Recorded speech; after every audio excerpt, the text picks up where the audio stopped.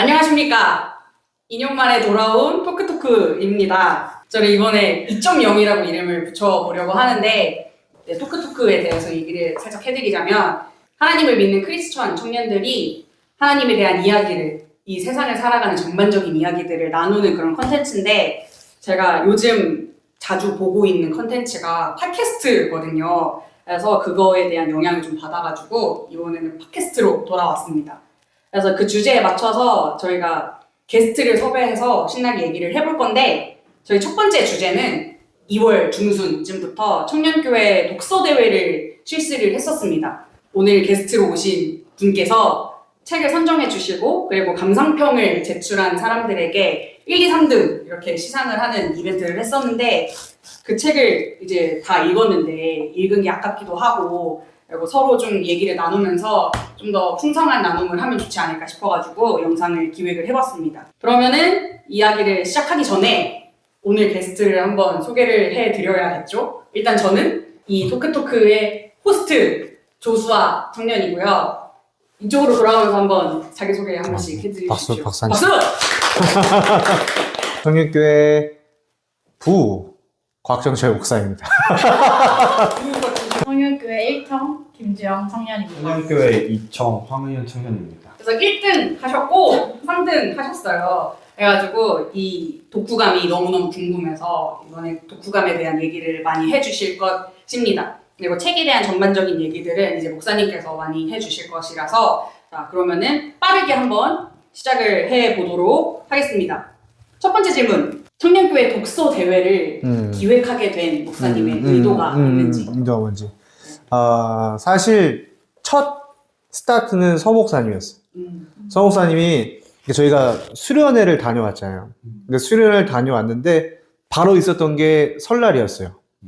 그래서 수련회 때 받은 그 은혜를 다 까먹고 다시 이전으로 돌아갈까에 대한 우려가 있었고, 그래서 서 목사님이 제안을 해주셨고, 그래서 사실 이거는 수련회 전부터 기획을 하고 있었던 거였어요.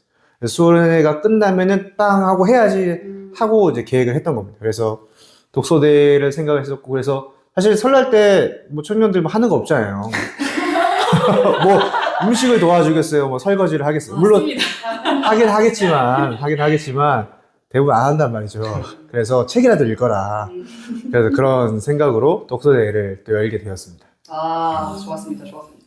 그러면은 하필 이 수많은 기독교 책들 중에서 J.C. 라엘의 하나님의 청년에게를 선정하게 되신 특별한 이유가 있을까요? 네. 이것도 제가 진짜 많은 걸 찾았어요. 소책차를 찾았어요. 맨 처음에는 우리 청년들을 생각했을 때 200페이지 넘어가면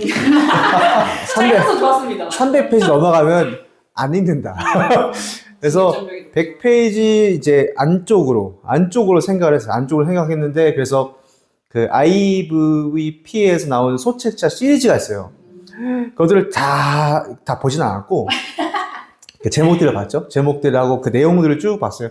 쭉 보는데, 그러니까 그건 더 작습니다. 그건 한 50페이지, 30페이지밖에 안 되거든요. 작은 건 뭐 17페이지 뭐 엄청 작아요. 그래서 이거 하면은 다 읽겠지 생각을 했어요. 근데 다 내용이 더 그렇게 마음에 들진 않더라고요. 근데 그러다가 소책자 주제로 또 이렇게 검색을 했는데 이 하나님의 청년에게가 딱 뜬 거예요. 나 이제 제목을 딱 보고 너무 마음에 들었어요. 하나님의 청년에게. 내용은 아직 몰라. 근데 하나님의 청년에게 이 제목이 너무 마음에 들었고, 서 목사님도 제가 이제 리스트를 좀 주니까 이 제목 너무 좋다. 그래서 해서 당장 사서 읽어봤죠. 읽어봤는데 너무 좋은 거예요.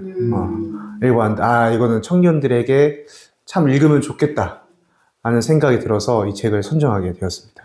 그 책이 짧은 게 사실 제일 마음에 들었어요. 저도 그 이북으로 사서 읽어봤는데 이북을 딱 피니까 117쪽인가? 그렇더라고요. 맞아요, 117쪽. 그래가지고 이 정도면 충분하겠다. 그래서 이제 목장 친구들이랑도 이제 같이 한 아이디로 돌려서 읽었거든요. 그래서 부담이 없으니까 이 친구들한테 이제 독려하는데도 문제가 그렇게 있지 않더라고, 제 스스로. 뭔가 여러분 막 싹싹 빌지 않아도 돼. 여러분 좀 길지만 그래도 한번 읽어봅시다. 이러지 않아도 되니까 금방 끝나요 이렇게 하면 되니까. 그래서 좀 좋았던 선정 기준인 것 같아요.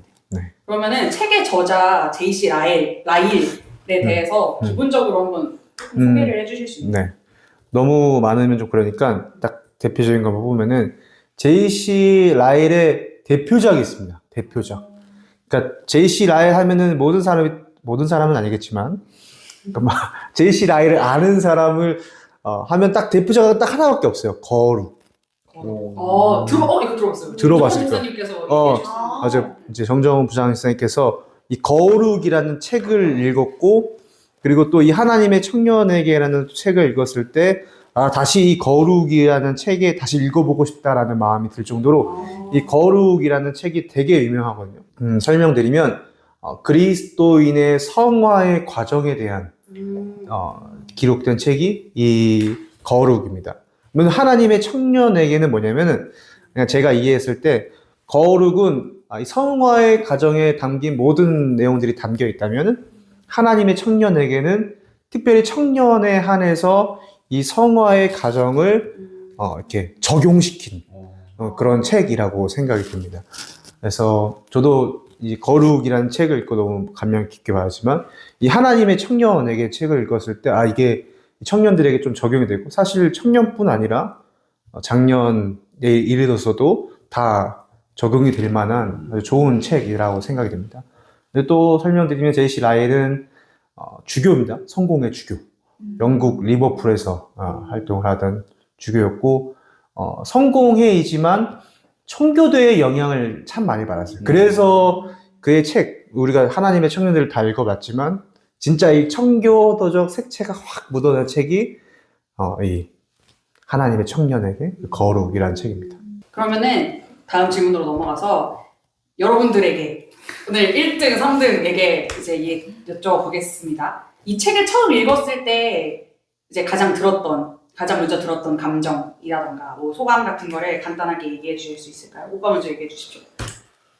사실 이 책을 처음 읽었을 때가 이제 대학원에서 조교를 일을 하고 있는데, 이제 조교 일을 하다가 너무 지쳐가지고, 그래, 이런 책 한번 읽어보라고 하셨지, 좀 쉬면서 이 책 한번 읽어봐야겠다 하면서 조금 사실 별 기대나 생각 같은 거 안 하고 읽었었거든요. 근데 처음 딱 그 저자의 말, 그러니까 1장 들어가기 전부터 저자의 말부터 조교의 일을 좀 그만두고 이 책 먼저 읽어보고 싶다 해가지고 매혹되셨군요. 네, 교수님께 오늘 일찍 퇴근하겠습니다 하고 퇴근하고 읽었어요, 책을.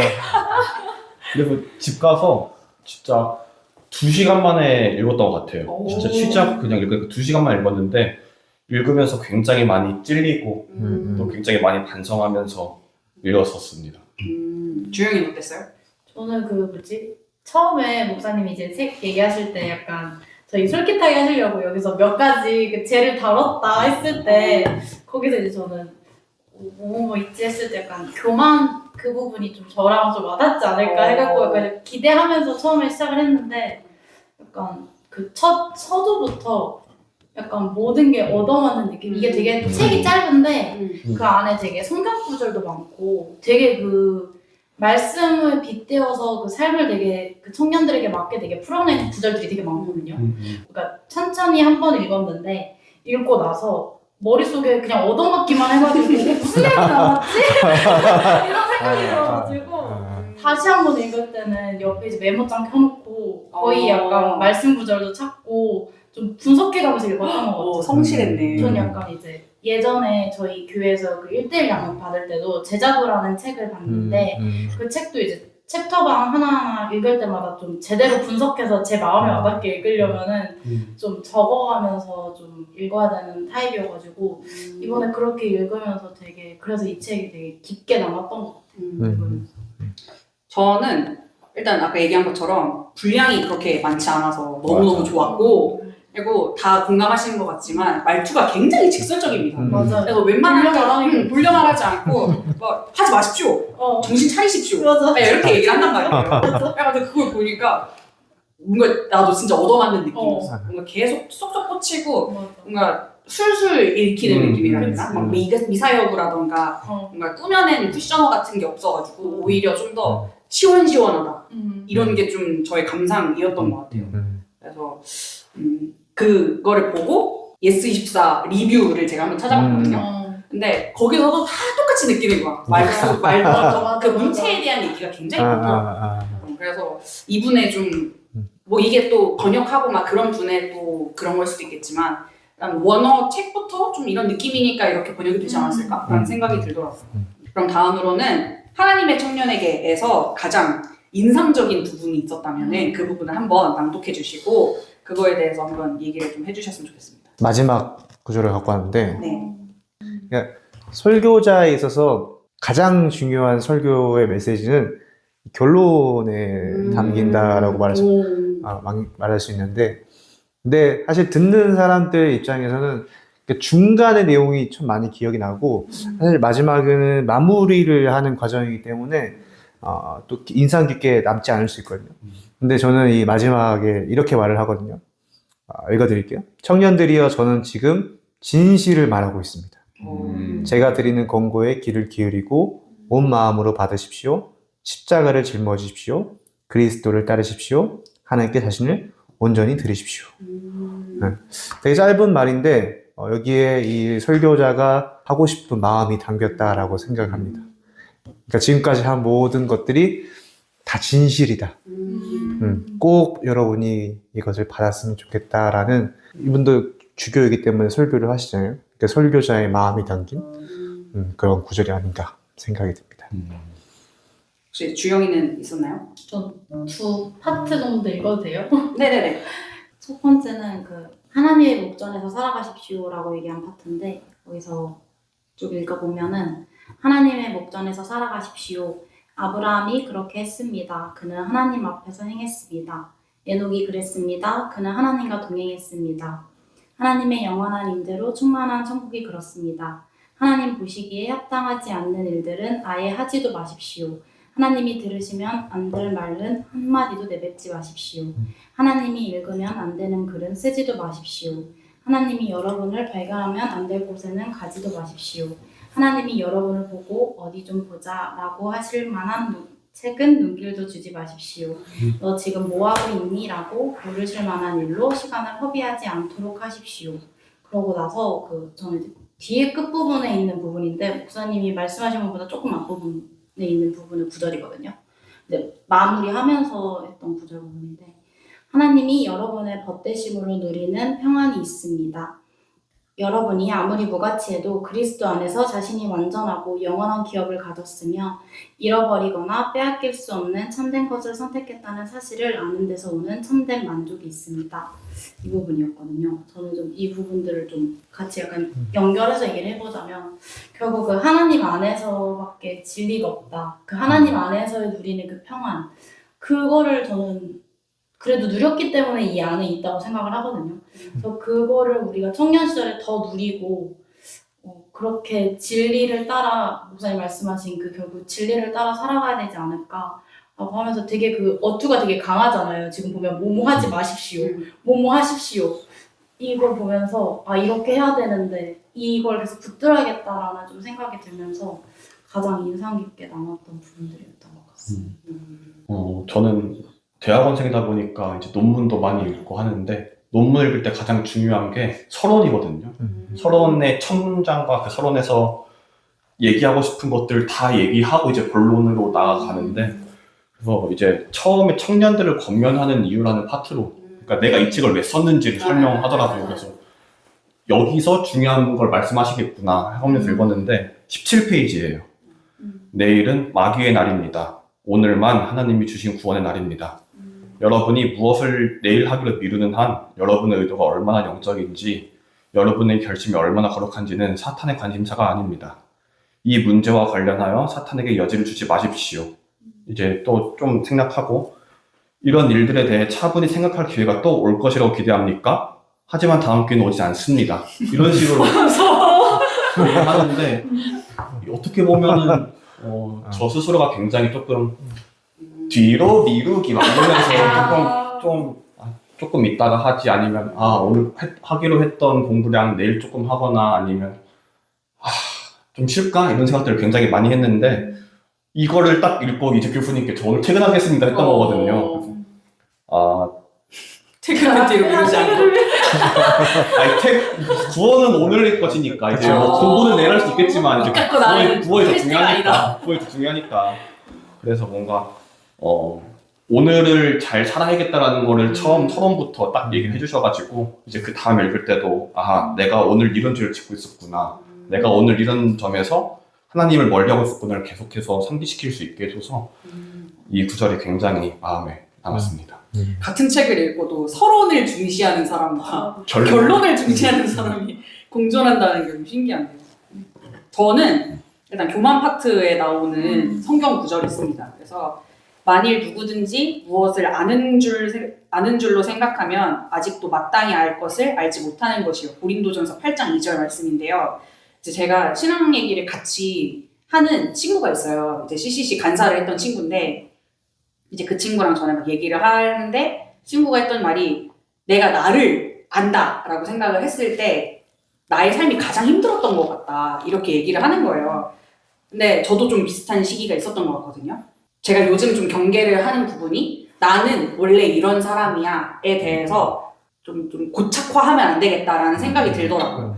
그래서 제가 얼마 전에 기도를 할 때도 금요 예배 때 기도할 때도 내가 좀 말랑말랑해졌으면 좋겠다. 이제 크리스천은 하나님이 그때그때 주시는 그 마음들에 언제든지 문이 열려 있어야 되고 그리고 그것을 언제든지 순종할 준비가 되어 있어야 되는데 저는 뭐 호주에 가기 전에 그리고 호주에서도 되게 좀 폐쇄적인 인간, 나는 폐쇄적인 사람이고 사람을 그리 좋아하지 않고 사람들이랑 소통하는 것을 좋아하지 않아 라고 생각을 하면서 살았어요. 그리고 그런 사람이 맞았고. 근데 거기에 내가 점점 프레임을 가두면서 하나님은 계속 저한테 사람을 좀 만나, 사람들이랑 대화해, 사람들을 좀 섬겨, 사람들을 사랑해 이렇게 마음을 주시는데 아니요, 저는 못하는 사람인데, 저는 그렇게 지어진 사람인데 라고 좀 스스로를 가두면서 살았던 것 같아요. 그래서 저는 그때 제가 되게 저를 잘 아는 사람이라고 생각했지만 내가 아는 것이 내가 안다고 생각했지만 마땅히 아는 것을 알지 못했다. 이 말씀대로 살아가고 있었던 것 같더라고요. 하나님이 저한테 이제 일하셨던 하나님은 오늘 저한테 주시는 마음이 다르고 내일 하라고 하시는 게 다 다른 분인데 이제 스스로를 그렇게 규정하고 그리고 또 하나님을 또 그렇게 규정을 하면은 뭔가 하나님의 그 일하심이 제가 그거를 온전히 받아들이는데 큰 문제가 되겠다라는 생각이 들어가지고 요즘 저의 추구미는 말랑말랑한 사람이에요. 그때그때 주시는 마음에 순종하고 냅다 달려들 수 있고 그리고 하나님이 만드시는 대로 조물조물 만드시는 대로 지어질 수 있는 사람 그런 사람이 되는 거를 하나님이 원하신다라는 거를 느껴가지고 이 말씀이 굉장히 좀 인상적으로 다가왔었던 것 같아요. 본인들은 좀 어떠신가요? 좀 여쭤보고 싶어요. 이따가 그 밸런스 게임으로 제가 내기는 했었는데 그냥 지금 간단하게 얘기를 슬쩍 하자면 이제 결단이 빠른 사람이 있고 충분히 고민을 한 다음에 달려드는 사람이 있잖아요. 저는 무조건 빠른 결단으로 냅다 지르는 사람이거든요. 좀 어떤 편이세요? 사역을 하실 때? 일단 저는 저 스스로는 굉장히 충분한 고민을 하고 결단을 하는 스타일이거든요. 지금 제가 청년부에서 뭐 음향이랑 조명을 담당하고 있는데 어떤 결단을 내릴 때 제일 중요한 거는 누가 나한테 시켰냐 안 시켰냐예요. 누가 나한테 안 시키면 저 혼자서는 굉장히 충분하게 고민을 하고 하나님 앞에서 하나님 이걸 하는 게 맞나요? 안 하는 게 맞나요? 이제 이걸 그만둬야 되나 아니면 쭉 이어가나 하냐고 물어보는데 그거에 대한 응답을 저는 다른 사람들에게 나에게 하는 말이라고 생각하거든요. 네, 그래서 충분한 고민을 하려고 시작을 하면 바로 응답을 주시는 그 사람들이 이제 한번 해봐라 이렇게 하시는 더 해라, 멈추지 마라, 계속 해라 이런 식으로 하는 케이스인 것 같아요. 저는. 주영이는 어때요? 저는 정말 충분한 고민인 게 저는 일단은 정말 그러니까 정말 신중하게 그러니까 저는 근데 고민이 제 고민이 아니라 기도를 하면서 고민을 하거든요. 제가 그동안 사역을 했고 뭔가 그런 선택의 방식을 봤을 때 일단 가장 기도가 먼저인 것 같아요. 그래서 뭔가 근데 사람들의 말도 되게 경계해요. 그럴 때마다. 왜냐면 이게 하나님께서 나에게 주실 음성이 분명히 있을 텐데 사람들의 말에 따라가면 안 되지라는 또 마음도 있어가지고 그래서 저는 되게 신중하게 고민을 하고 기도를 하고 결단하는데 참 오래 걸리는 사람인 것 같아요. 근데 사실 너무 그러면 안 된다는 게 요새 되게 깨지고 있긴 한데 그동안 좀 살아온 방식은 그 안에서 좀 살아왔던 것 같아요. 뭔가 기도보다 먼저 앞서면 안 돼라는 그런 말씀에 좀 가장 먼저 그게 베이스가 돼서 살아왔던 사람이라 그래서 좀 충분한 고민과 기도와 생각과 말씀과 중요하지. 근데 결국 사람을 통해 말씀하시긴 하는데 그것 또한 엄청 분별을 하는 거예요. 이게 정말 분별의 그건지 아니면 정말 내가 내 욕심에 미혹해서 따라가는 선택인지 그걸 좀 신중하게 고민을 해보고 결단을 내리는 것 같습니다. 목사님은 좀 어떠신가요? 저는 일단 빠른 결단에 속하거든요. 저는 기준이 있는 것 같은데 주를 위한 일이면 그냥 하는 것 같아요. 저랑 비슷해요. 그냥 하는 것 같은데 물론 이제 하고 나서 후회하는 경우도 있지만 하고 나서 후회하는 경우도 있지만 근데 그건 있어요. 저도 이제 누군가 뭐 시키거나 그런 거 했을 때 저는 그게 과연 옳은가? 그게 진짜 주를 위한 것인가? 의문이 들면 일단 하긴 하는데 내키지는 않아요. 일단 순종적이기 때문에 순종하니까 목회자 했겠죠? 순종적이기 때문에 아주 군대에서 아주 순종적으로 잘 했습니다. 그래서 빠른 결단인데 하고 나서 후회하는 경우도 있고 그게 쌓여서 그런지 아니다 싶으면은 방골 기준이 올라가기도 합니다. 그렇습니다. 저는 원래 후자였어요. 충분한 고민을 하는 사람이었는데 고민만 하다가 끝이 나는 거야. 뭔가 사실 제가 막 고민을 해가지고 막 끙끙 앓았을 때 좋은 결론이 나왔던 적이 없는 것 같거든요. 뭔가 그 안에 늘 사탄이 틈타가지고 분명히 좋은 아이디어였던 것 같은데 그게 뭔가 퇴색돼가지고 그냥 내 안에서 그냥 두려움으로 사라져버린다던가 약간 그런 경험들도 많았고 그리고 저도 이제 성목사님이랑 오래 뵀으니까 이런저런 뭐 얘기를 하면은 행동해라 수아야 고민하지 말고 이제 문을 좀 열어라 이런 얘기를 좀 많이 들었었어요. 저도 이제 고민만 하고 행동하지 않는 사람이었기 때문에 그래서 그거를 한번 깼더니 열리는 거예요. 하나님이 뭔가 좋은 길로 인도를 하시는 거예요. 그래서 이제는 일단 열어봐. 문이 있어? 일단 열어봐. 하나님, 하나님 문이 있네요? 열어봐. 하고 그 안에서 약간 기도하고 시행착오를 겪으면서 하나님이랑 같이 다듬어가는 것 같아요. 저는. 뭔가 저도 그 영어 예배를 하면서도 되게 시행착오가 많아요. 이번에 떡국 이벤트 했던 것도 아무도 오지 않았던 떡국 이벤트 했던 것도 저는 맞다 생각해서 한 거거든요. 근데 거기서도 이제 뭐 저희끼리 즐거웠고 행복했고 했는데 그 안에서 배운 것도 있었고 근데 뭔가 정확히 이거는 아니었다라는 생각도 들더라고요. 뭔가 너무 섣불렀던 것도 있다. 그래서 그런 것들도 일단 해봐야 아는 거잖아요. 이게 잘 될지 안 될지는. 그래서 그 안에서 분명히 낙심이 있고 서운함도 있고 막 그렇지만 그것마저도 결국 저를 성장시키는 일인 것 같아가지고 하나님이 그걸 원하시는 것 같아서 그냥 일단 내질러 보는 그런 방식으로 좀 바뀐 것 같아요. 그래서 이거는 다 사람마다 사실 다른 거니까. 근데 저한테는 이런 방식이 좀 맞아요. 점점 맞아가고 있는 것 같아요. 그래서 그게 좀 궁금했습니다. 그러면은 다음 질문으로 넘어가서 라일이 말하는 청년기에 가장 큰 위험이라고 했던 5가지가 있습니다. 교만, 쾌락, 부주의함, 기독교 신앙에 대한 경멸, 그리고 사람을 두려워함 이 이렇게 5개 파트가 있는데 그 중에서 가장 공감이 되었던 부분은 무엇인가요? 오빠 먼저 얘기해 주실 수 있나요? 사실 읽으면서 한 장 한 장 넘어갈 때마다 그치 교만이 그치 쾌락이 그치 부주의야 이게 맞아. 처음에 이제 교만이 제일 공감됐는데 넘어가니까 쾌락이 나오네 근데 쾌락이 또 공감되네 이런 거였어. 뭐가 가장 공감되었다라기는 보기 어려운 것 같고 근데 그나마 이제 저를 가장 찔렀던 거는 교만인 것 같긴 했어요. 뭔가 자라온 환경이 뭐 아버지가 목사님이기도 하고 뭔가 굉장히 기독교적인 가정에서 자랐다 보니까 나 다 알고 있어.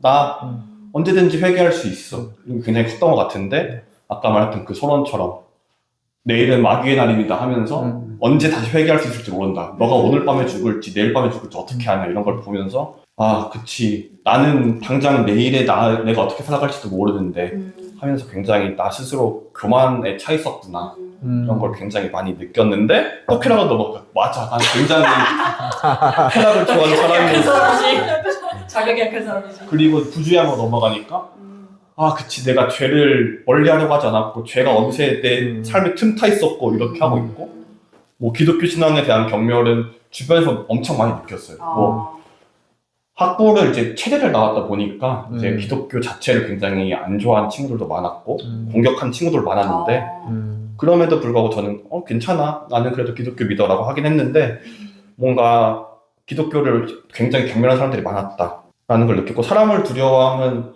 뭐 어떻게 얘기할지 모르겠지만 일단 주영이 먼저 궁금해서. 저 어떤 것부터 얘기할까요?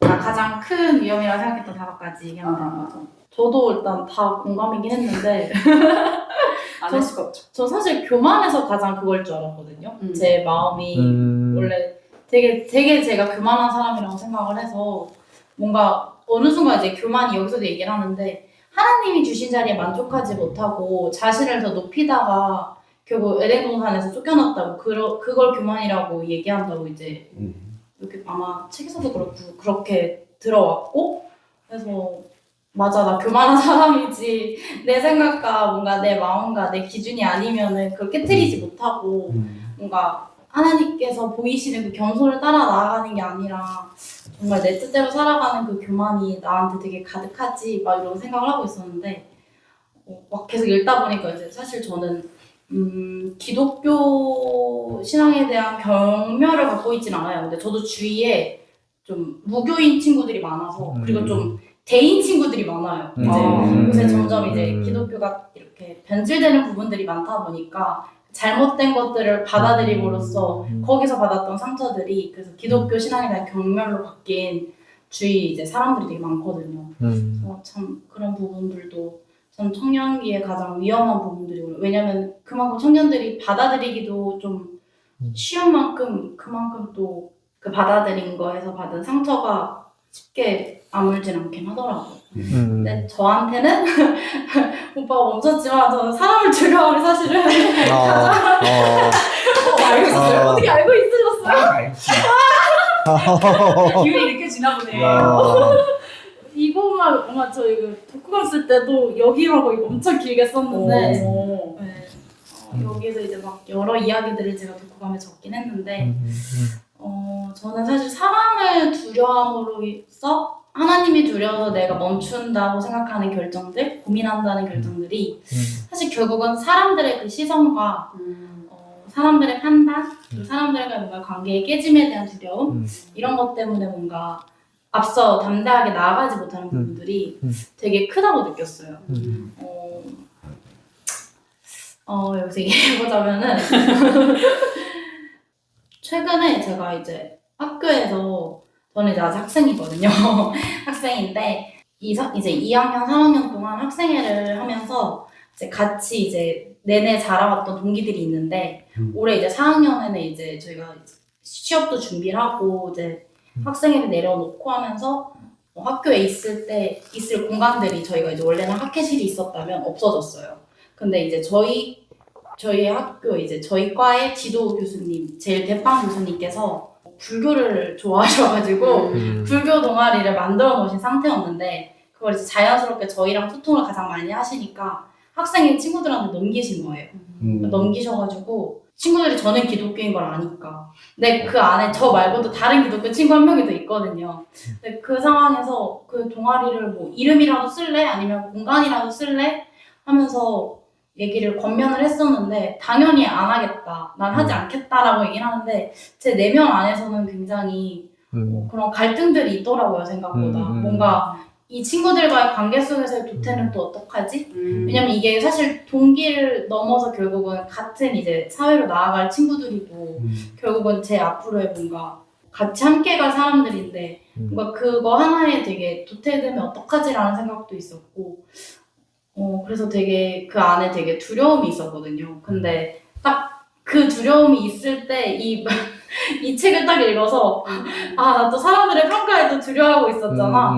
왜냐면 다른 이제 그 기독교 친구는 난 상관없어 하고 들어간 거예요. 심지어 들어가서 또 정말 들어가도 될 정도로 이제 그냥 들어간다고 하는데 나는 안 들어가고 그걸 지키겠다고 하는데 어떤 마음으로 내가 이걸 지켜야 할까 라고 생각을 했을 때 이제 이 말씀을 읽고 나서는 이 안타까운 선택을 하는 친구를 위해서 참 마음을 품고 기도를 하고, 내가 이 상황 속에서도 분명히 이제 계속 부딪힐 거 아니에요. 같이 내내 같은 팀플을 하고 같은 이제 생활을 하고 앞으로 이제 같은 진로를 향해 나아가는 친구들인데, 이 친구들은 분명히 이 불교라는 결국 이게 영적인 것들이기 때문에 부딪힐 수밖에 없다 생각을 하거든요.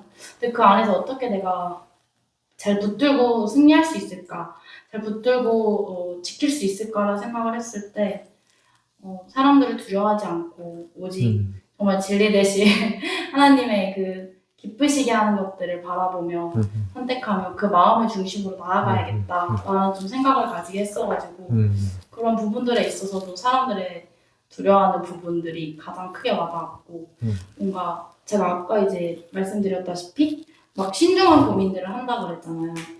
그런 것들이 되게 지금 깨지고 있는 상황인데, 그러려면 결국 사람들과의 그 관계의 깨짐도 마주할 수밖에 없는 상황들이 오더라고요. 근데 그게 아직까지 뭔가 계속 두렵고, 저의 안에 가장 그 크게 들어가 있는 그 두려움을 좀 깨야 제가 정말 그 하나님을 바라볼 수 있는 거지 않을까라는 좀 생각을 가질 수 있는 파트였어서, 이게 죄였구나라는 걸 좀 되게 깨달아가고 있었던 순간에 이 말씀을 읽었던 거라, 그 이후로 계속 더 그 부분에 있어서 생각이 깨지고, 그 부분에 있어서 이것도 죄지 하면서 이거를 정말로 죄가 아닌 하나님의 뜻대로 살아가려면 이 또한 부딪혀야 내가 깨질 수밖에 없겠구나 라는 좀 생각을 하면서 그래서 저는 이 부분을 조금 나누고 싶었습니다.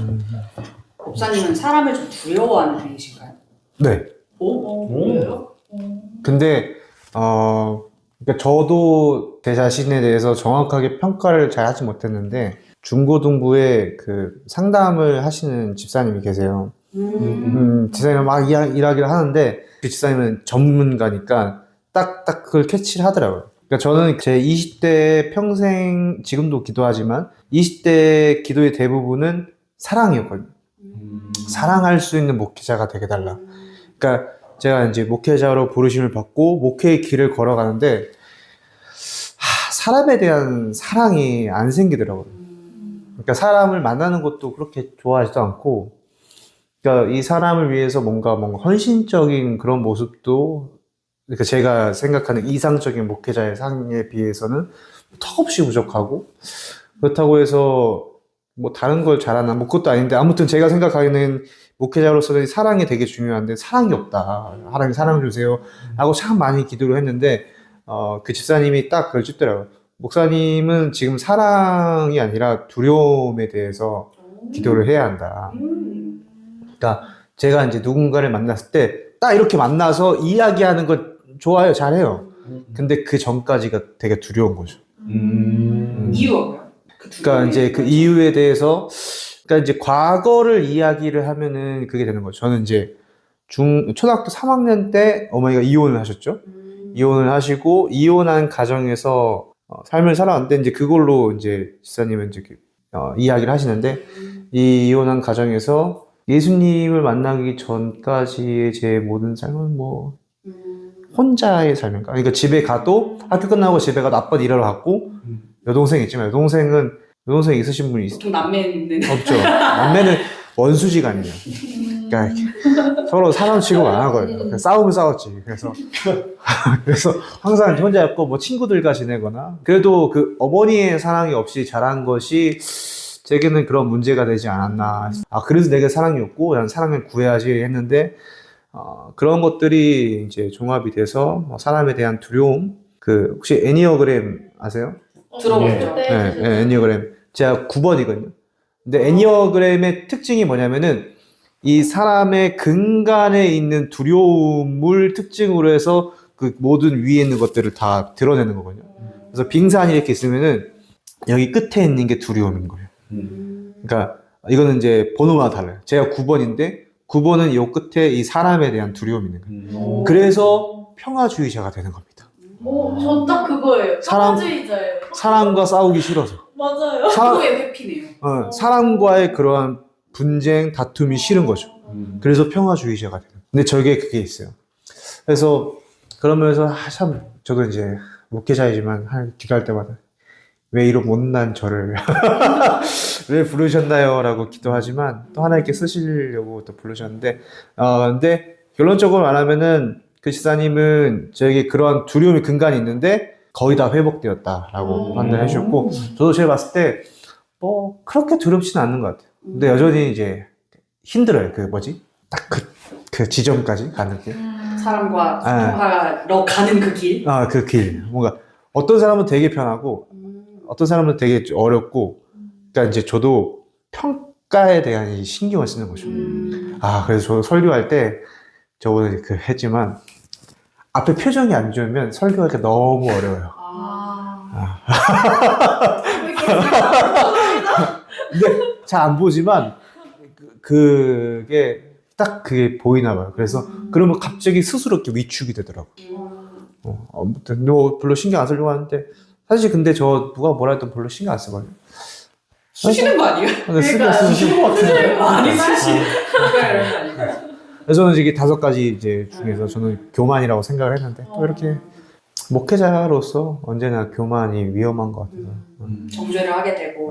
그렇죠. 제 스스로가. 그러니까 목회자라고 해서 뭐 성도보다 낫다 뭐 그건 아닌데, 그러니까 어떻게든 저는 많은 시간을 하나님과 붙어 있고, 그 말씀과 붙어 있고, 교회에 붙어 있다 보니까 오히려 그런 교만의 위험에 더 잘 있는 것 같습니다. 아무튼 저도 이렇게 교만, 사람을 두려워함. 저도 교만인데 저는 이제 호주에 다녀와서 뭔가 안 했던 일을 해야만 하겠다라는 생각이 들었었어요. 그래서 지금은 늘 하고 있었던 직업으로 가게 됐지만 그 전에는 일하는 거, 돈 버는 거 이런 것도 안 해봤던 일을 하고 싶어서 되게 이것저것 막 알아보고 그랬었거든요. 그래서 그만큼 일단 뭐 교회에서 사역하는 것도 있어서 안 했던 걸 하고 싶고 나는 변화되었다. 이런 것들을 사람들한테 보여주고 싶기도 하고 뭔가 그런 걸로 시작해서 이런 것 저런 것을 좀 많이 하고 있어요. 그래서 영어 예배도 그렇고 이제 목자도 하게 되고 그리고 뭐 그 외에도 뭔가 제 스스로 결단해서 움직이고 있는 제 신앙적인 루틴들도 있고 그런 걸 하다 보니까 이제 하나님 앞에서 하고 싶은 게 너무 많은 거예요. 그리고 하나님이 주신 것 같고 주신 게 맞고 그래서 그런 걸 하니까 뭔가 하나님이 나한테 이렇게 주셨으니까 나 정말 열심히 해봐야지 라고 드는 이게 계속 그냥 뭔가 종이 한 장 차이인 것 같은데 뭔가 제 딴에는 하나님이 보시니까 열심히 한 게 다 돌아보면은 뭔가 자만이 섞여 있고 뭐 교만이 섞여 있고 약간 이렇게 되더라고요. 그래서 일이 다 끝났을 때 마음이 후련하지 않으면 분명히 그거는 제 안에 뭔가 욕심이 섞여 있었던 상황이었던 거죠. 그래서 이거를 분별하고 구별하는 게 너무 어렵다라는 거를 좀 느꼈어요. 그래서 그 질문지에 제가 드리기는 했는데 이건 사실 제 개인적인 질문이고 목사님한테 여쭤보고 싶어서 신앙은 있지만 야망도 큰 청년은 어떻게 균형을 잡아야 할까요? 이거는 교리반에 들어오시면 되는데. 교리반에. 맛보기. 교리반에 들어오시면. 자, 오늘 제 1문답을 이야기했지만 1문답에 사람의 제일 되는 목적을 이야기하거든요. 하나님을 영화롭게 하고 하나님을 즐거워하는 것이다. 그래서 제가 교리반 하는 청년들한테는 쉽게 이야기를 했어요. 하나님을 영화롭게 하는 것은 믿음이고 그리고 하나님을 즐거워한다는 것은 사랑이다. 이렇게 2개를 이야기했는데 이제 여기서는 이 야망인 거잖아요.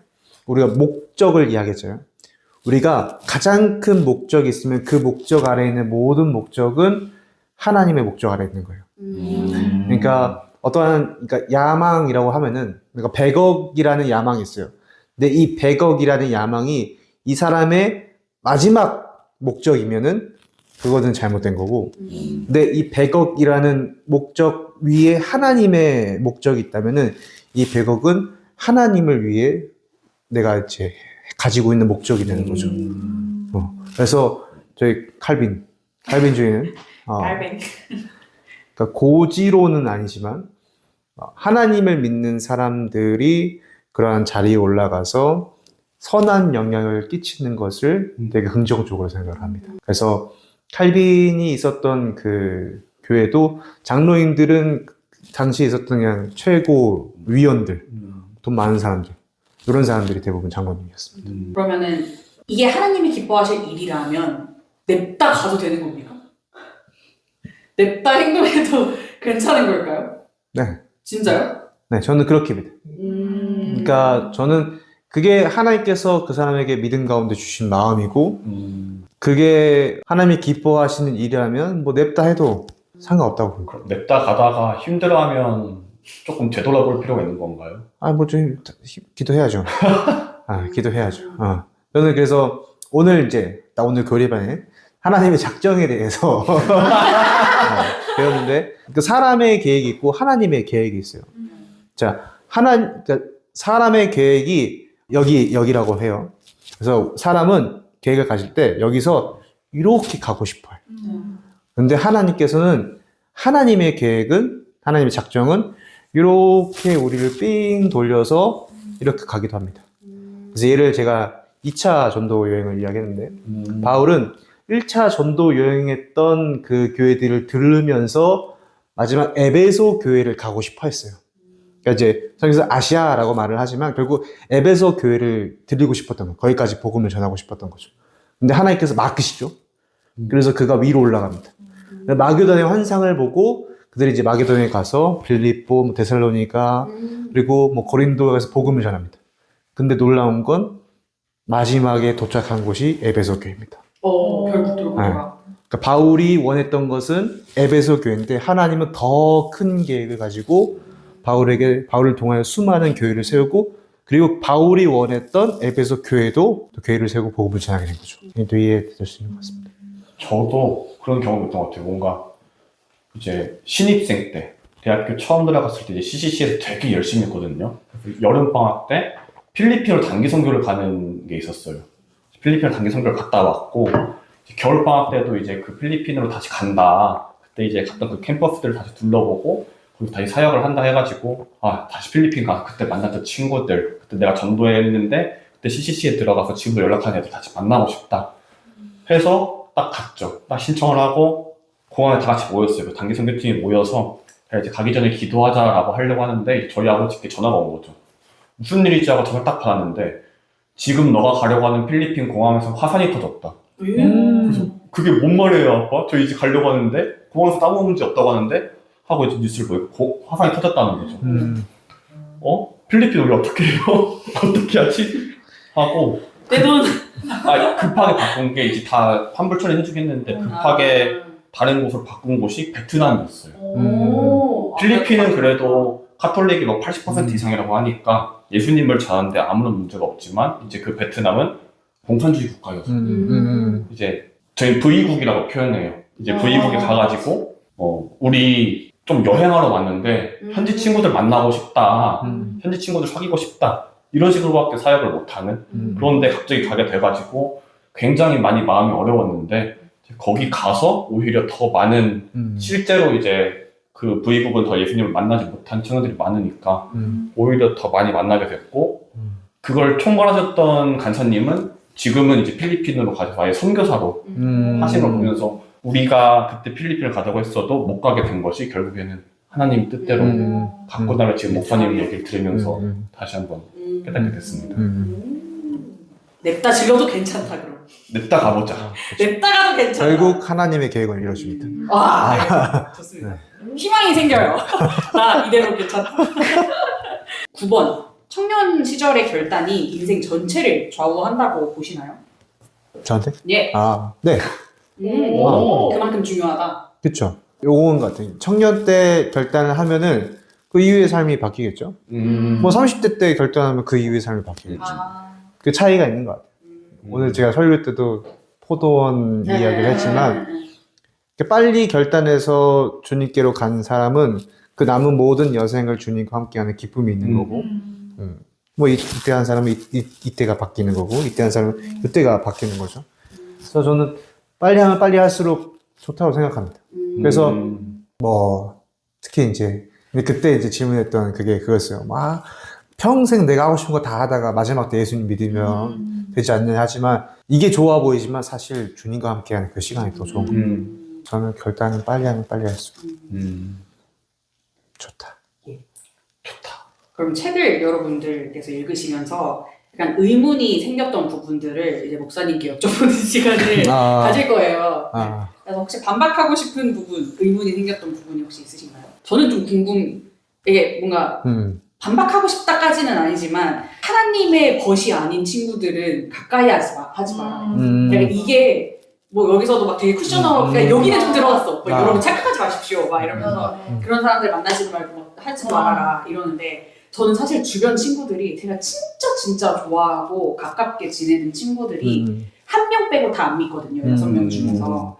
그래서 저한테는 너무 소중한 친구들인데 뭔가 그 안에서 슬기롭게 좀 복음을 전하고 권면하고 약간 이러는 방법이 있을까에 대해서 좀 궁금하더라고요.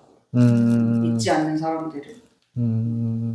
저는 그래도 같이 그들을 떨어뜨릴 수는 없거든요. 그리고 저랑 그 친구의 기도 제목이기도 해요. 그러니까 이 친구들을 좀 하나님께 데려가고 싶다. 약간 정말 가까운 친구를 하나님께 전도하는 뭔가 꿀팁이나 이런 게 있다면?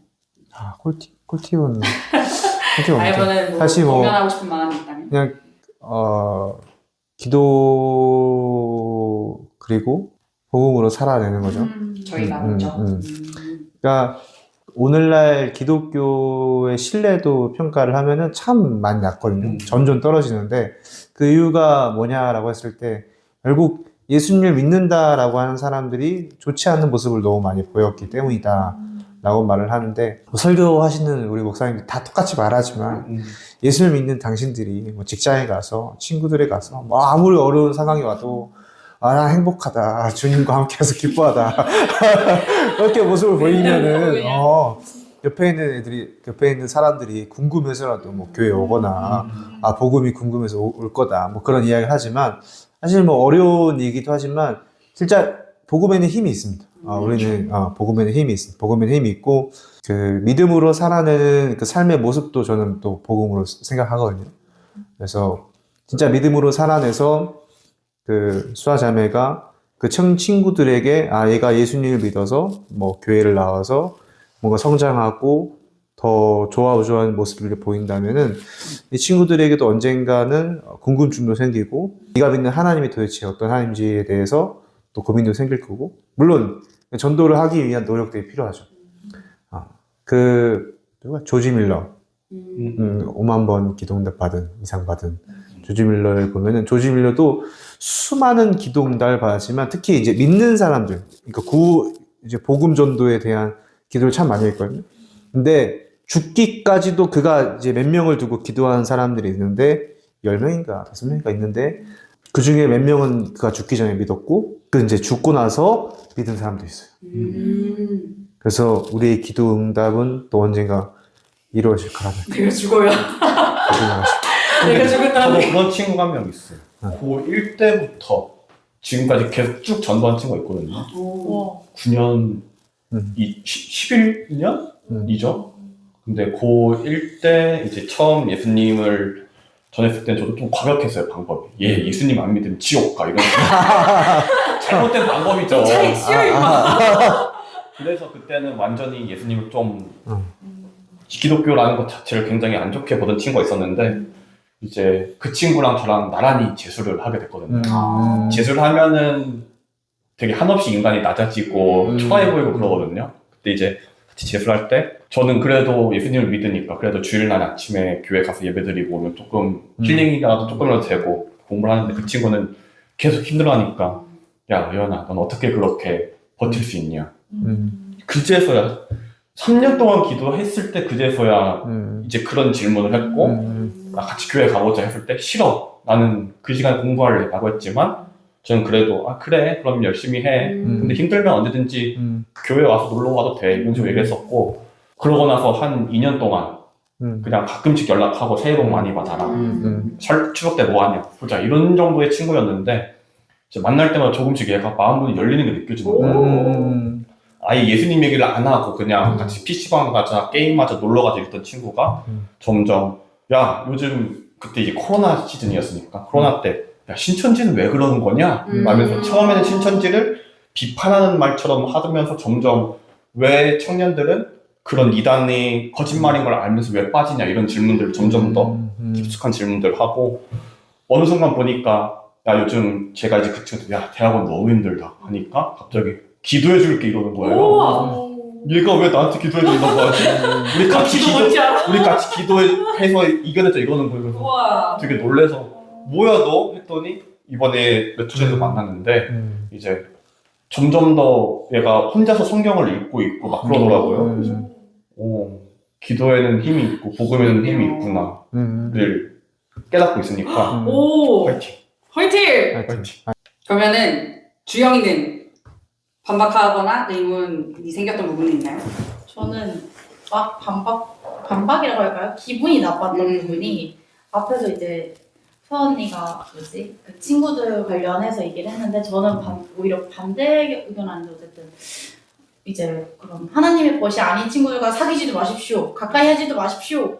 하는 그 말 자체가 저는 이제 세상 친구들이 되게 많단 말이에요. 많고 저는 그 안에서 나름대로 그 거룩함을 지키고 있고 그리고 그 저의 오히려 제가 거룩함을 보이려고 했던 건 아니지만 저랑 이제 막 중고등학생 때부터 친구였던 친구들이 지금 이제 점점 같이 자라 올라오면서 막 자기도 뭔가 하나님을 믿어보고 싶다 이런 친구들도 생기고 뭐 실제로 저를 통해서 왔다고 할 수는 없지만 지금 이번에 이제 교회 등록을 해서 다니고 있는 친구도 있고 한 명 더 지금 이제 같은 거기 무리에서 한 명을 더 전도하려고 제가 지금 엄청 끌고 오려는 친구도 있는데 그 친구도 되게 우호적이긴 하단 말이에요.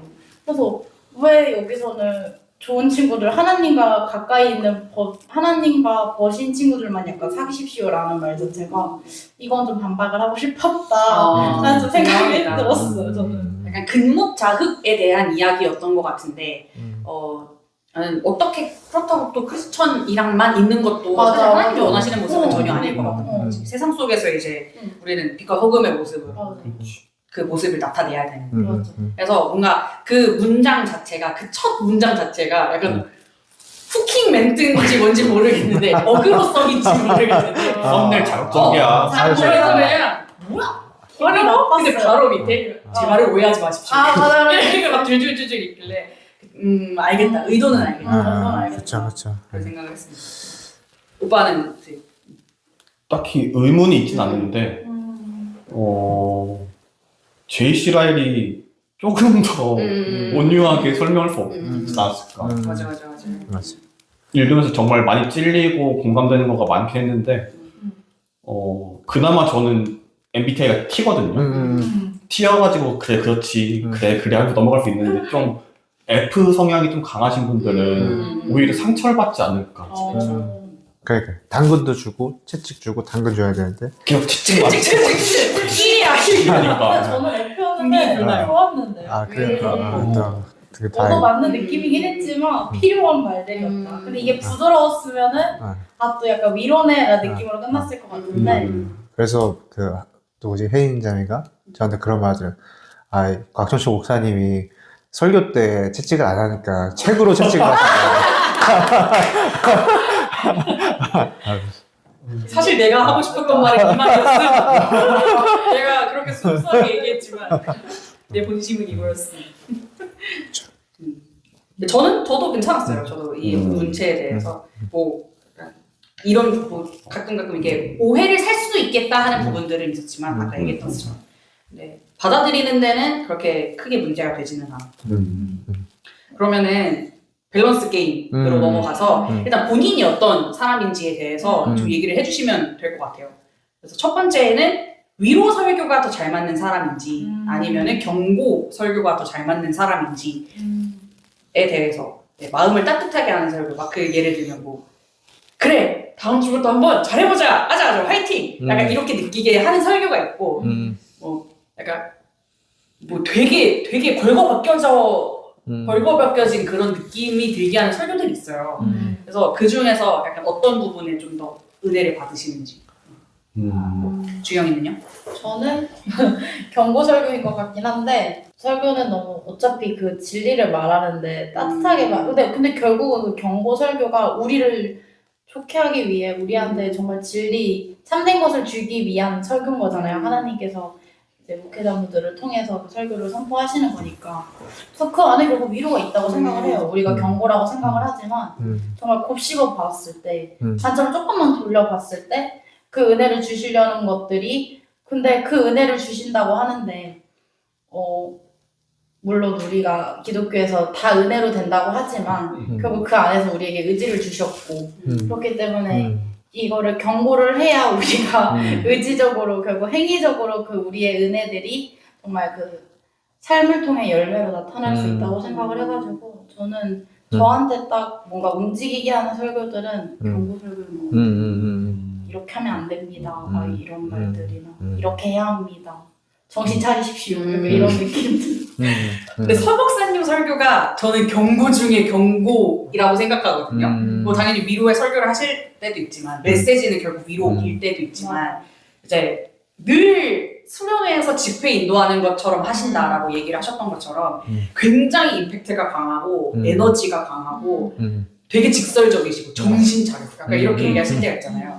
근데 저는 제 마음이 조금 뭔가 하나님 앞에서 바로 서 있지 않을 때 그런 설교를 들으면 진짜 냅다 뛰쳐나가고 싶었던 것 같아요. 아 진짜 도저히 못 듣겠다. 약간 이런 생각을 했었던 시기가 있었어요.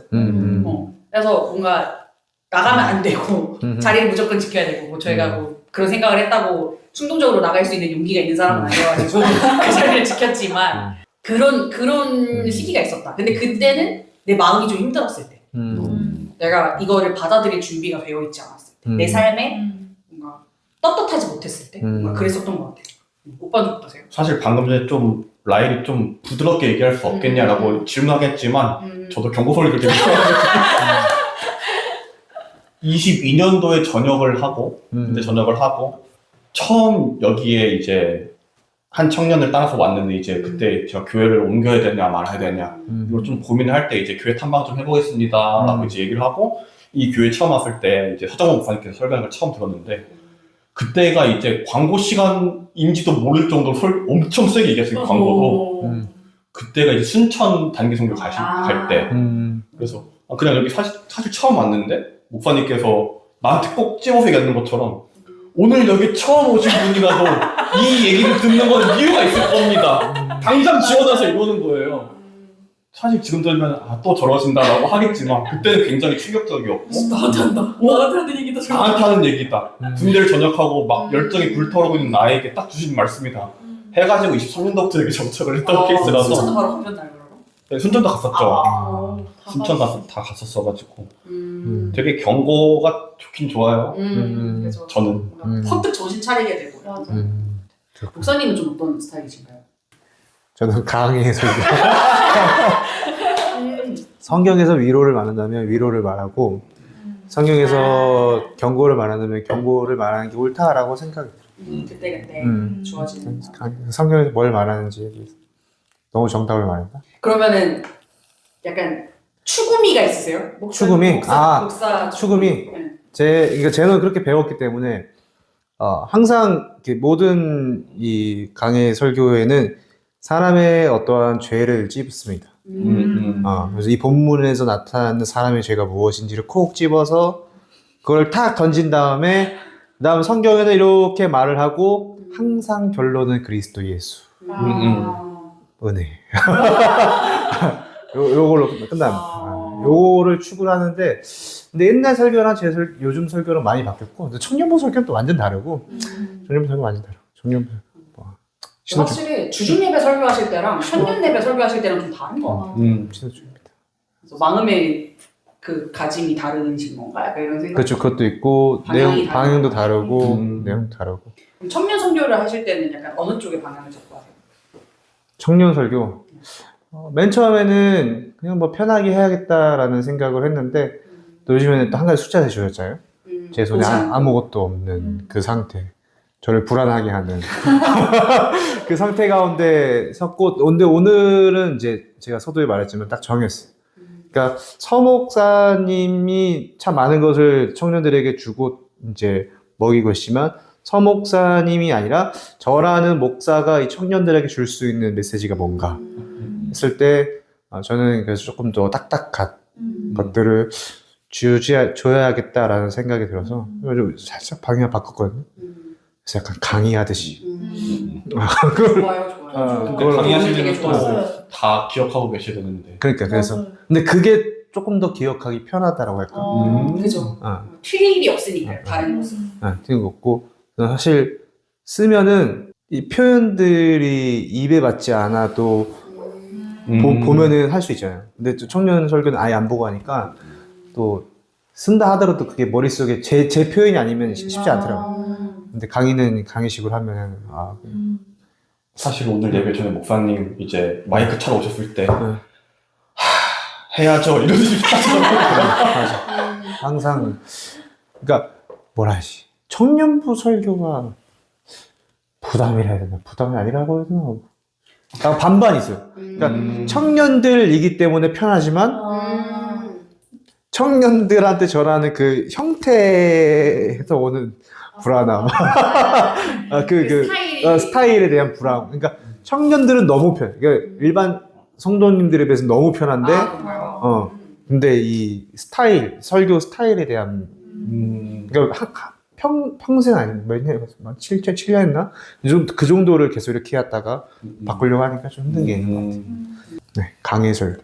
자신감을 가지고 직진하셔도 될 것 같아요. 네. 안 돼. 아직은 뭔가 방향을 계속 잡아가고 계시는 것 같아가지고 그 약간 혼란스러우실 수도 있겠는데 저는 좋은 뭔가 틈새 시작을 잘 누리신 것 같아요. 네, 서목사님의 설교가 오늘 그래서 어떻게 해야 돼 같은 느낌이라면 교리는 진짜 그 뭔가 기초를 다지는 느낌이죠. 서목사님 설교가 MSG라면 목사님은 약간 채수 우린 채수 우린 육수 고기도 안 됩니다. 채수여야 그런 느낌인 것 같아요. 그러면은 두 번째 질문은요. 위험한 환경, 나를 죄악으로 다시 끌고 가는 그 환경을 완벽하게 차단하는 게 더 잘 맞으시는지 아니면 그 안에서 이제 같이 부대끼면서 훈련해 나가는 과정들이 더 잘 맞으시는지. 사실 저는 이제 체육을 전공했다 보니까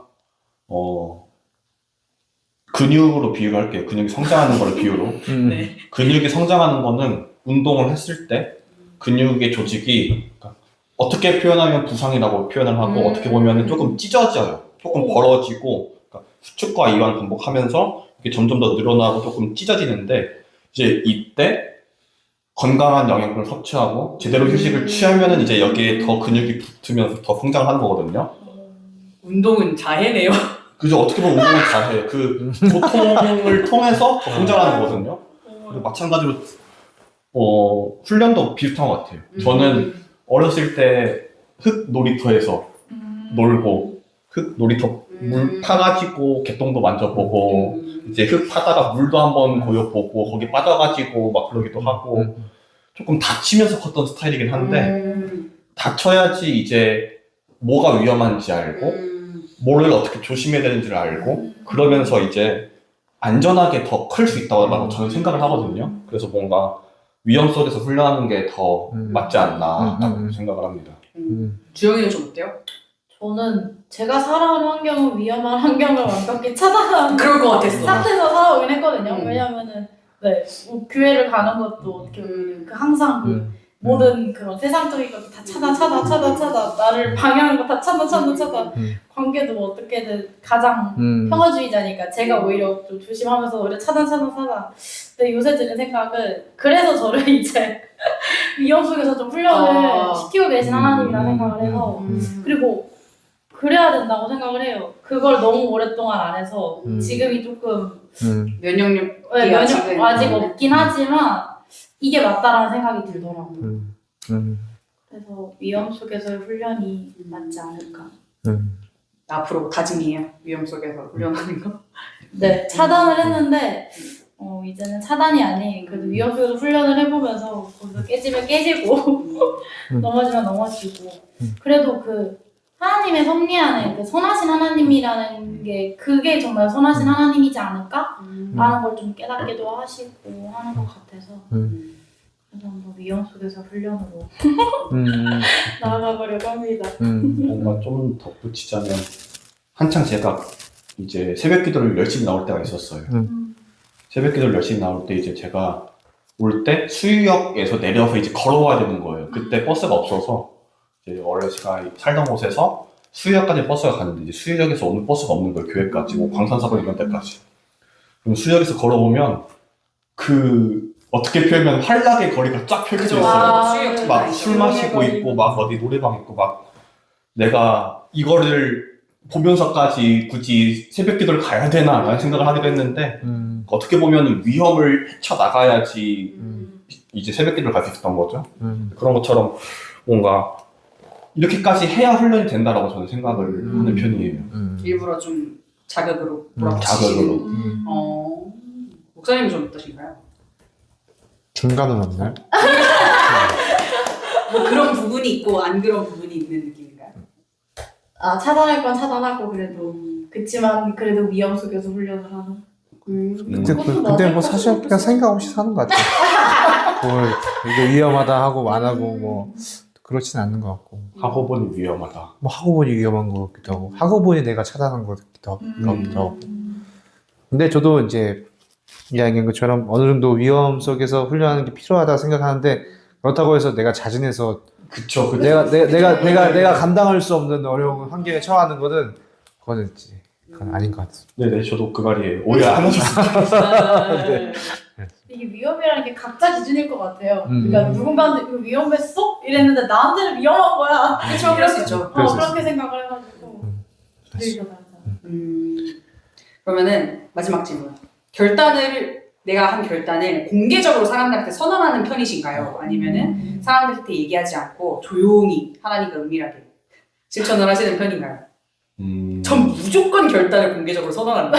광고 때도 항상 바로 여러분 함께 합시다. 근데 저는 제가 너무 그 의지가 박약한 걸 아니까 이거 보세요. 님들이 기억하세요. 약간 이런 취지인 것 같아요. 그래서 같이 기도도 해주셨으면 좋겠고 약간 그런 느낌이에요. 그래서 제 추구미가 얼마 전에 니고데모로 바뀌었거든요. 니고데모. 네, 제가 어디서 들었는데 니고데모가 이제 그 약간 예수님을 좀 의심하면서 되게 조용히 은밀하게 자기가 그쵸. 잃을 게 많으니까 조용히 가가지고 뭐 거듭난다는 건 어떻게 되는 거냐 하면서 뭐 그 자기가 갖고 있는 의문에 대해서 얘기를 하잖아요. 근데 그때는 의문을 갖고 그렇게 은밀하게 갔지만 점점 이제 하나님과 예수님의 존재를 믿게 되면서 결국 마지막에 예수님이 돌아가셨을 때 그 시체를 수습하고 닦아줬던 게 그 니고데모였다. 성장캐, 완전 성장캐. 그리고 성장캐. 조용히 성장하는 캐릭터. 근데 그게 너무 멋있어 보이는 거예요. 그래서 니고데모로 쭈구미를 설정하긴 했는데, 네, 저는 너무너무 이게 저한테 잘 맞는 것 같아요. 이 전적. 결단을 공개적으로 선언하는 게. 그래서 가끔은 막 되게 제가 그 커뮤니티 단톡에도 말이 되게 많잖아요. 제가 글을 많이 올린단 말이에요. 하고 싶은 것도 많고 해야 될 것도 많고. 근데 그게 좀 내가 이거 하니까 님들이 같이 기억해 주시고 기도해 주세요 같은 느낌이거든요. 근데 제 추구미랑은 살짝 벗어나는 것 같다.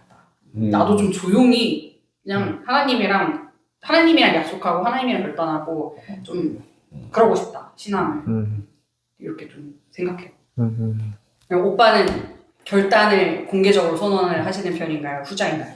완전 공개적으로까지는 하기 힘든 것 같고 일단 뭔가 결단을 한 게 있으면 일단 부모님께는 알리는 편. 부모님과 그리고 서목사님께는 알리는 편이었어요. 이 전교회를 다니기 전에도 결단한 게 있으면 내가 섬기고 있는 부서의 담당 교육자분께는 목사님께 안 알려드리는 게 아니라 주 말고 저는 소환하지 않습니다. 저 말하면 부담스러워요. 주 교역자에게는 얘기를 해서 같이 기도해 달라. 얘기 안 하는데. 그래도 누군가는 한 명은 알아야지, 몇 명은 알아야지 중간 점검해 줄 수 있고 그러다 보니까 아무도 모르게 몇 명에게만 알리는 배워갑니다. 그렇게 하는 편입니다. 주영이 어때요? 지혜가 있네. 저는 좀 제가 자라온 신앙이 약간 겉으로 드러나는 신앙 이런 걸 좀 경계하는 편이 있어서 좀 되게 조용히 실천을 많이 하거든요. 뭐 예를 들어서 금식 기도를 해야 된다라는 걸 했을 때도 조용히 혼자 아니면 뭐 부모님까지만 뭐 이런 식으로 되게 조용히 해왔는데 좀 결단을 공개적으로 선언할 필요가 있다는 생각이 좀 있어요. 좀 같이 그 결단을 공개를 해서 같이 수원이가 얘기했던 것처럼 좀 나 할 테니까 같이 기도도 해주시고 좀 같이 또 그 좋은 효과가 날 테니까 그 결단에 대해서 그리고 그 결단을 공개적으로 선언했을 때 사실 그게 공동체한테 되게 유익이 있고 공동체한테도 선한 영향을 끼친다고 생각을 하기 때문에 물론 제 성격은 조용히 실천합니다. 뭔가 해도 조용히. 근데 그 조용히 할 수 없는 자리를 만들어 놓으신 것 같아요, 하나님이. 그래서 제 방식이라면 나 금식기도 해야겠다. 여러분 메모장표 여러분 이거 해봅니다. 챌린지 하겠습니다. 목장에다가도 이거 같이 하겠습니다. 여러분 같이 할 사람 하트 눌러주세요. 무조건 혼자 절대 못해. 목사님은 좀 어떠세요? 거의 대부분 혼자 하는 것 같은데 혼자 하는 것 같은데 근데 간혹가나 그 강단에서 결단하는 경우도 있죠. 그때 그 수유역 이제 전도. 근데 그거는 늘 계속 생각을 하셨던 거예요? 아니면 그날 갑자기 해야겠다 생각을 하신 거예요? 그날 갑자기 이거를 해야겠다. 이제 그 설교를 준비하며 설교가 해야 한다. 지금도 해야 되는데 안 하고 있는데 아무튼 말이 많이 모아져가지고 이제 됐어. 쉽지 않습니다. 이거 책 독후감도 어떻게 보면 공개적으로 선언하신 거예요? 아니면 공개적으로 그렇죠. 그렇죠. 그러니까 뭔가 공동체에서 같이 했으면 좋겠다 하는 거는 같이 선포하는 것 같고 혼자 하는 거는 안 해도 잘 말 안 하는 것 같은데. 진짜요? 저는 이제 하나씩 그러니까 결단이라 해야 되나? 하나씩 뭔가 긍정적인 습관을 만들고 있는데 그런 거 결단할 땐 뭐 말하지는 않는 것 같아요. 그냥 할 게 많다. 그럼 그런 거 아는데. 이렇게 생활이 다 다릅니다. 성향이 다 다르고, 그러니까 지금 청년의 때가 뭔가 이 시기 나한테 잘 맞는 그 신앙생활들을 약간 구축해 나가는 시기인 것 같아요. 그래서 뭐 이게 맞고 또 저게 맞다 이렇게 얘기하기는 어렵지만, 그래서 이 방향도 그 밸런스 게임도 본인이 어떤지에 대해서 여쭤봤었던 게 사실 다 다른 거기 때문에 그리고 다른 사람은 어떻게 신앙생활을 하는지가 저는 궁금했거든요. 나랑은 또 분명히 주영이랑도 요즘 대화를 자주 하지만 성향이 많이 다르거든요. 그래서 주영이는 되게 조용조용히 하는 스타일이고 저도 얘기한 것처럼 엄청 그냥 같이 합시다. 으쌰으쌰 약간 이런 스타일이라서 좀 궁금했어요. 들어보고 싶어요. 자, 그럼 이렇게 해서 저희 1시간 50분 1시간 50분 동안 토크를 했는데 제일 표정이 너무 안 좋거든요. 지금 예지집 가야 되는데 못 가고 이렇게 붙잡고 있어요. 그래서 이제 이렇게 마무리를 해볼 건데 혹시 다들 이 첫 얘기 어땠는지 간단하게 한마디씩만 간단하게 소감 한 번씩만 얘기해 주십시오. 3-4시간씩 더 하고 싶다. 진짜 재밌었나 보다. 재밌다. 감사해요. 기뻐요. 주인은 어땠어요? 뭔가 저도 요새 팟캐스트를 되게 즐겨보는데 진짜 책에 각자 다 관점이 다르잖아요. 되게 나눌 수 있어서 되게 재밌었고 또 잘 준비해 주셔서 그 안에 약간 다른 내용들도 같이 이제 갖고 오셨잖아요. 그런 거 나눌 수 있어서 아주 즐거운 시간이었습니다. 목사님 어떠셨나요? 너 한 달에 한 번씩. 진짜요? 계속 나오실 의향이 있으시죠? 너무 재밌어요. 진짜요? 너무 재밌어요. 쉬는 시간에 무슨 책 읽을까에 대해서 얘기를 했거든요. 그래서 지금 목록을 몇 개 받아와서 한 지금 5주차까지 5달까지는 지금 가능하거든요. 그래서 제가 조만간 다시 연락드리겠습니다. 그때도 오는 거죠? 그때도 저희 이제 멤버예요. 게스트도 괜찮으실까요? 책에 따라? 책에 따라 오케이. 부담 가지지는 다른 사람이 상태로 다른 사람 올 수도 있으니까. 이 책이 어울릴 것 같은 사람은 제가 따로 또 연락을 해서 의사를 물어볼 수도 있을 것 같아요. 근데 그게 아니라면은 제가 다시 연락을 혹시 드리게 된다면 그때 상황 보시고 좋게 얘기해 주셨으면 좋겠습니다.